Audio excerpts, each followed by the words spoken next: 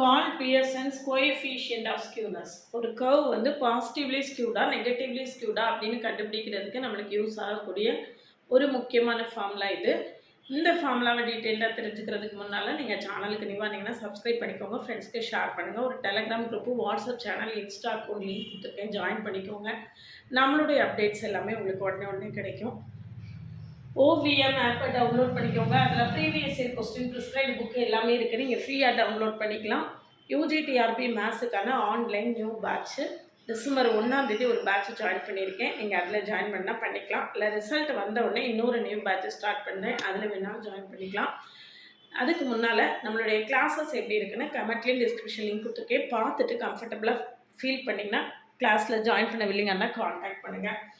Call Pearson's coefficient of skewness β1, β2, γ1, γ2 கொடுத்துருக்கேன்.